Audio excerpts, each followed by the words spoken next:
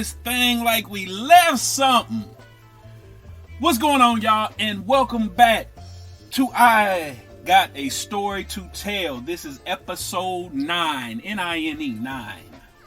Y'all know how we do. Before we get to the story, I gotta give somebody their flowers and their love. And this week, I want to give some love and their flowers to my guy, my brother, Julian, aka Juice. My brother. Juice. I just want to tell you, I love you, brother.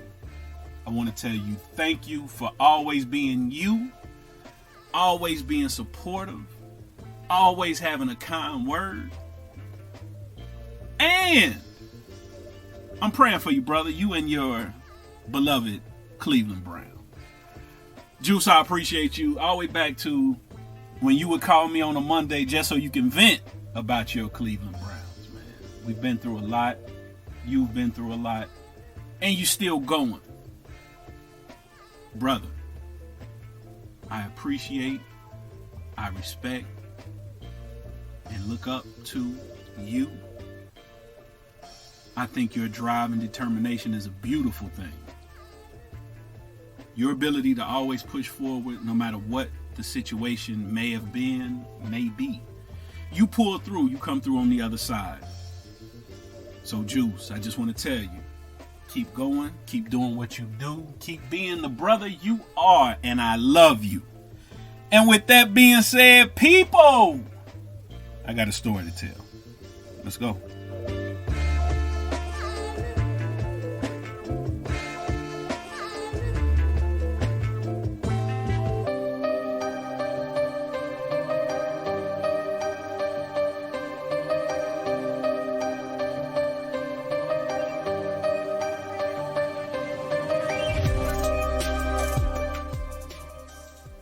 So,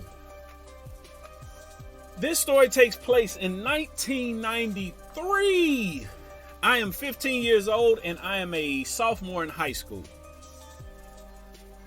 I am living with my mother in Pameline Apartments in Mount Airy, right off of a street called Burnside. I'm trying to figure out life at this point. I say that because life is pretty shitty at this point. I'm in a weird place because my brother, who I look up to, has gone and left for college. My sister is living in Atlanta. My mother is having her bouts, being sick, in and out the hospital. Life is really shitty because, our financial situation is messed up. So there were a lot of days with no electricity. Food was scarce. So I'm trying to figure it all out. So I have a job at Kroger. I'm 15. I have a job as a bagger at Kroger. But that ain't bringing in no real money. But, it is what it is. So I'm trying to make sense of a lot of shit. And I'm like, damn, how can I make life better is what I'm trying to think about, right? Now, if you're a 15-year-old kid from where I'm from in the Fair Apartments, your options are a couple things. Well, about 3 things. You have 3 options. School, but ain't no money in that. Athlete, still gotta wait to get money in that. Or sell dope. That's instant money. So I'm trying to make sense of this. Like, damn, do I go that route? What do I do? All this shit. At the time, I'm going to an all-boys high school. And it's culture shock because at the time, it might have been like 6 or 7 black people in the whole school. So I'm really trying to figure this shit out too. But this particular weekend, I'm spending the night at my boy Duck's crib. I know y'all saying, who the fuck is Duck? I introduced you all to Duck on the episode entitled, He Beat Me Like I Stole Something. Duck was one of the friends I had in that story where we were stealing. Duck and I have been friends since, I was 6 or 7 years old. We grew up in the Fair Apartments together in the same court. My address was 3986. His was 3968. So he and I have been friends. He and I also go to the same school at the time. We're sophomores in high school. Our entire freshman year, Duck lived with me and my family. He lived with us. This is sophomore year, and now he's moved back home with his family, with his mother, his sister, and his brother. They live in an apartment on the west side of Cincinnati called La Fuel Apartments. This particular Saturday, I'm over Duck's crib. It is late December. It's cold as shit outside. Duck and I are with our other boy, B, who's over there. And we've been calling young ladies all day to see what the move is on this Saturday evening. Ain't nobody giving us no rhythm. Oh, no, ain't nobody trying to fool with us on this Saturday evening. So after a while, Duck's mother, God rest her soul, came in there and was like, y'all boys want to go to Blockbuster and rent a movie? My family didn't have Blockbuster, like a Blockbuster card. We had a card to Network Video. They used to be on Coleraine Avenue, then they moved it all the way to the top of Coleraine, across the street from Northgate Mall on Springdale. So anytime someone had a Blockbuster membership, I always liked going to Blockbuster. It was an event. It was cool. The smell of Blockbuster, all the movies, all that shit, right? So we like, yes, man, we'll go to Blockbuster. She takes us to Blockbuster across from Western Hills Mall. And we rent the movie, the classic, Juice. We get Juice. We then leave Blockbuster and she takes us to Rallies. For my listeners who aren't familiar with Rallies, in your part of the country it might be called Checkers. It's the same thing. We go to Rallies and we get some big Bufords. Go back to the crib and we watch Juice. Us three get done watching Juice and we back in Duck Room chilling. We putting in the last few calls, our last ditch effort to hang out with some young ladies. Ain't nobody giving us no rhythm. Duck finally calls this young lady named Niecy, who lives in the apartment complex like kind of close to his, called Aspen Village. It sits on the street. I think that street is called Queen City. So she's like, yeah, you can come over. Now, Niecy's mother worked third shift. So she was home by herself in the evening. So Niecy's like, yeah, you can come over. Don't be having a whole lot of people. You can bring one other person. So Duck, of course, like, hey, I'm going to bring Mike with me. She like, all right, cool. So our boy B didn't want to go no way because he like, man, I'm chilling. It's cold outside. I ain't even trying to do nothing. All right, cool. So he says, our boy B like, well, look, while y'all go over there, bring me something back from the store. We like, all right, he wanted some chips. So there was a store called Dairy Mart inside of the apartment complex where she lived. So we're like, all right, we'll go to the store, get his chips. Then we'll go over Niecy's crib. And once we leave Niecy's crib, we just go back to my crib. So it's cold outside. From Duck's crib to Niecy's crib, maybe a mile and a half, if that, right? So it's not far. So Duck goes in the living room. His mom is asleep. He's looking for her car keys. Now, none of us had a driver's license, but he would take his mother's car all the time. So he look, she sleep. He's looking for the car keys. He cannot find these car keys. He come back in the room. He like, Mike, we're going to have to walk. I'm like, fuck. I'm like, all right, man. We get bundled up. We set out, headed to Niecy's crib. We're walking down the street called La Fuel. Now, you have to walk down this street called La Fuel, then get on Queen City and go to her apartment, Aspen Village.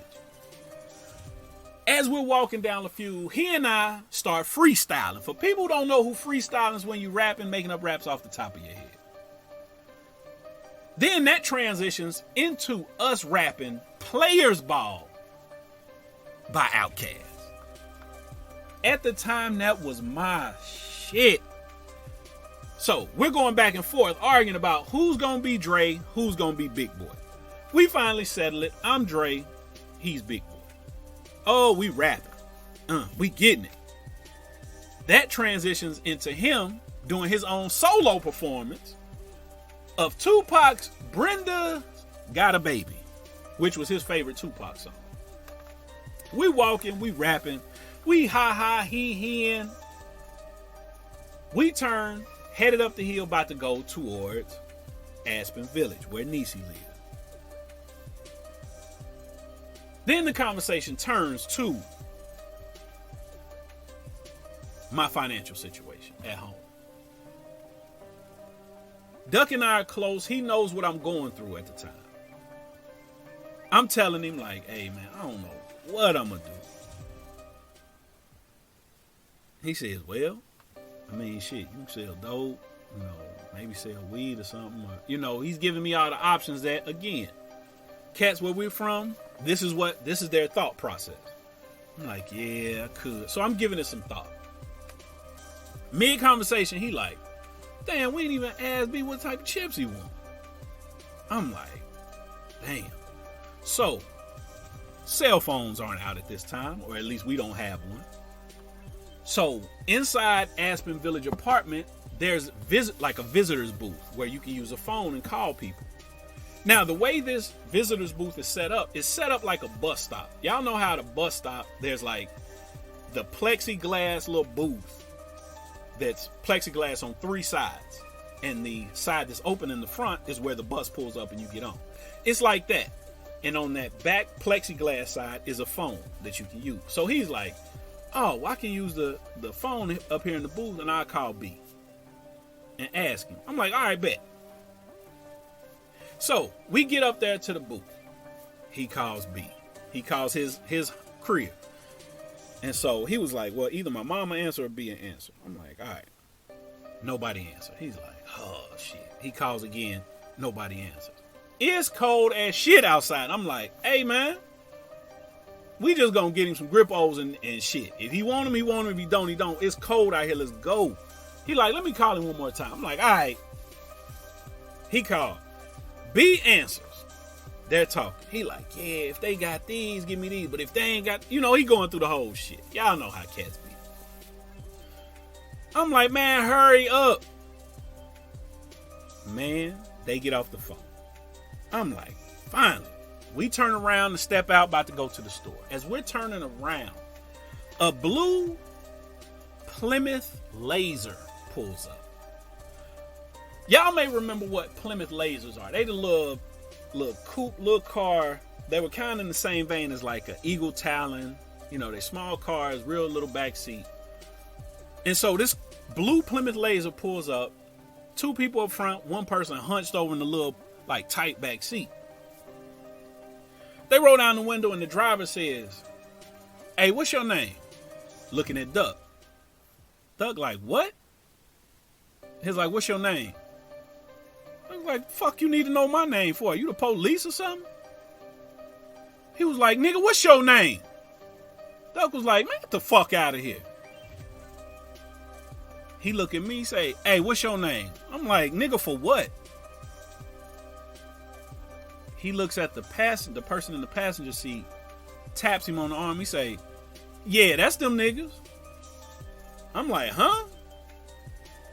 He say, yeah, that's them niggas. Person in the passenger seat pulls a gun out. And he has it resting on the outside of the door, but the barrel is pointing down at the ground. And I'm like, oh shit.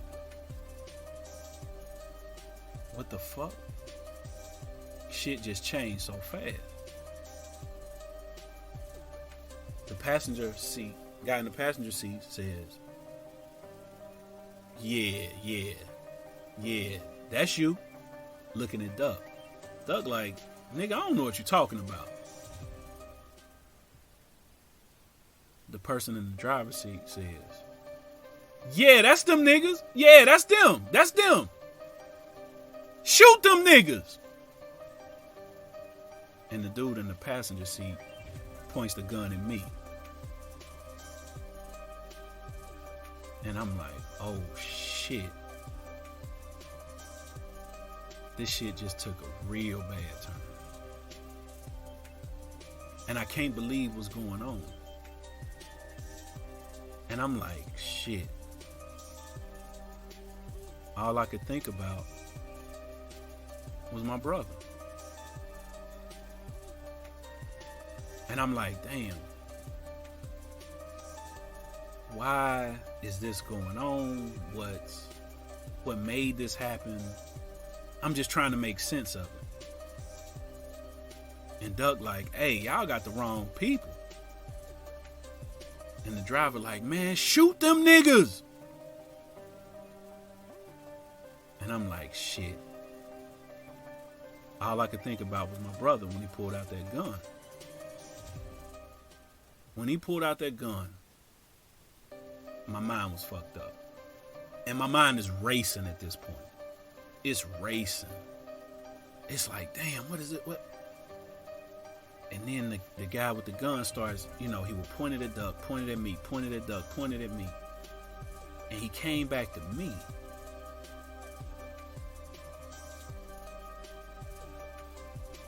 And I was ready to concede that this is where I die. Like, this dude's gonna shoot me right here. And I'm like, man, I ain't do shit to deserve this. And I remember looking at the dude in the back seat, and he had his head leaned up between the driver and the passenger. And he like, yeah, that's them.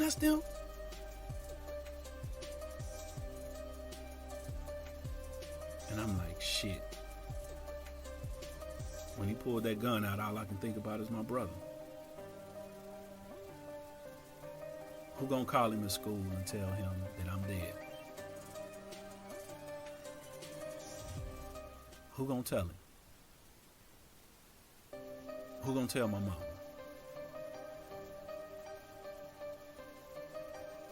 And I remember looking at Duck real quick, and he took a step back. And he looked at me, and real quiet, just so I can hear him know, he said, on 3, we're gonna run. And I know this whole thing, you like, damn, it's taking this long. This whole thing might have took 30, 45 seconds. And Duck said, 1, 2, 3.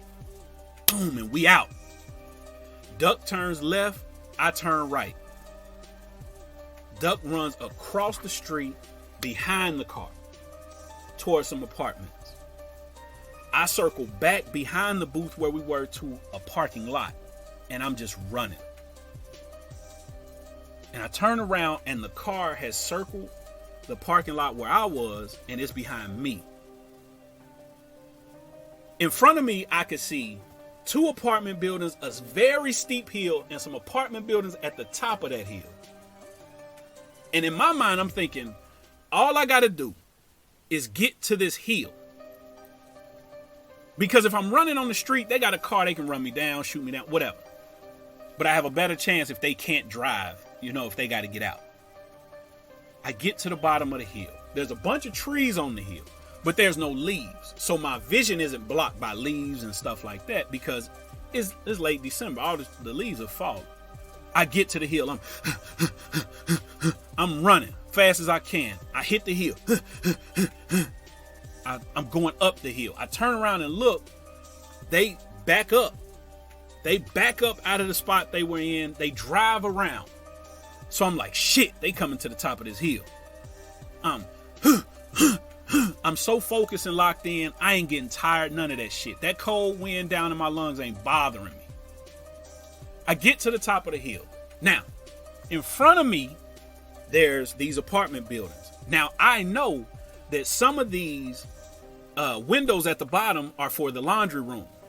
And I know some of them are open because one time Duck and I went to see this chick that lived in one, and she went downstairs into the laundry room, cracked the window, and she smoked weed and blew the weed out the window. So I'm like, this is where everybody come smoke weed because they don't want to smoke weed in the apartment, and had a landlord catch them or whatever, or the manager of the building, whatever. So I'm tugging on all these windows. I'm like, shit, this one ain't open. Shit, this one ain't open. I finally get one that's open. It slide open. I jump down in there. I'm sitting on top of a washing machine. I get down and kind of scooch my body in between the wall and the washing machine, slide the window almost closed, but not always closed. Because I need to be able to hear and see out the window. There's no light in the laundry room. The light is coming from the outside lights in the parking lot. I'm trying to control my breathing because I don't want to be breathing loud. They hear me, or I don't want to be breathing loud and fog up the window and they see me. So I'm taking 3 breaths and I'm stopping.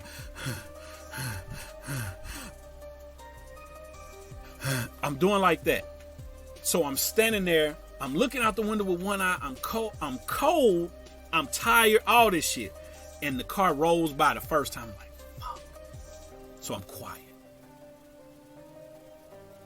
It goes by. I hear the tires on, like, y'all know how y'all can hear tires on like gravel and like as they're rolling slow. I can hear them. And I'm like, shit. And I hear the car stop. Then I hear the car go.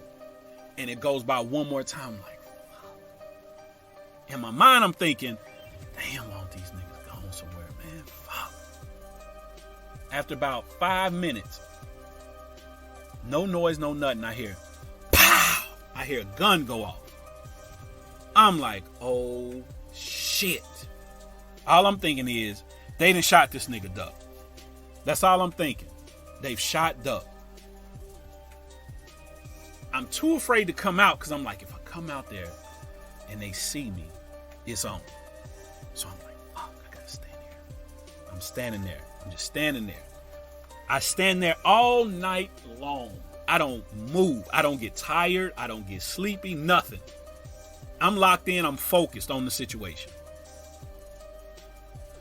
I get done making up my mind like I'm about to leave. In my mind, I'm like, okay, I'm going to get out this window. I'm going to run back down the hill. I'm going to hightail it all the way to Duck's crib. I come out. I look both ways. I don't see shit. I don't see nobody. I'm like, man, I got to get to Duck's crib. So I'm running. I'm sprinting. I finally get back to Duck's crib. And I'm banging on the door hysterically. Hey! Hey! Duck comes to the door. I'm like, oh, shit. Thank God.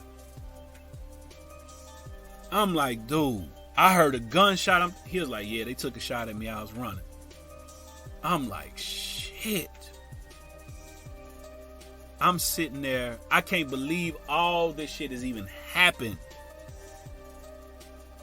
I'm like, dude, we almost died over, mistaken identity. These niggas, man, I'm going on and on. We go to Doug's room. I'm sitting on the bed. I'm like, dude, can you believe that shit, man? These niggas tripping, all this shit. And Doug looked at me and was like, man, I knew them niggas. I'm like, what? He like, yeah, I knew them niggas. I'm like, for real? He was like, yeah. So he told me who they were. He was like, dude in the driver's side, that was such and such. Dude, on the passenger side, that was such and such. He was like, I ain't know the nigga in the back, though. I'm like, holy shit. I'm like, damn, well, if you know, why they do us like that? Like, wanted to kill us and shit. He said, yeah. Me and stole some dope from him. I'm like, what? He was like, yeah, we call ourselves wanting to sell a little dope. He was like, try to get some money. He was like, and we took it from him. I'm like, huh? He said, had the idea to do it, and that's what we did. So now I was pissed. I'm like, nigga, you got me caught up in some shit? You really got me caught up in some shit that you and did, and I'm finna lose my life? I was pissed. I went in the living room. I asked his mother could she take me to the crib, and she did. She dropped me off at the crib. After that, shit was always a little strange between Duck and I. We were cordial, of course. We was cool, but shit was always a little different after That whole Sunday I sat at the crib and was trying to make a decision. Is this the life I really want to fuck with? I made the decision. I was like, nah, I'm good. I keep working at Kroger. I keep struggling, shit. Fuck it. So, Duck, I gotta tell you, thank you for that. Thank you for that entire lesson. Thank you. And Duck, I know right now, shit is fucked up. I know your current situation and your current status are real fucked up. And inshallah, you get better. Even though, we know you probably won't. I just want to say thank you, Duck. I appreciate that. I really do. I'm out, y'all.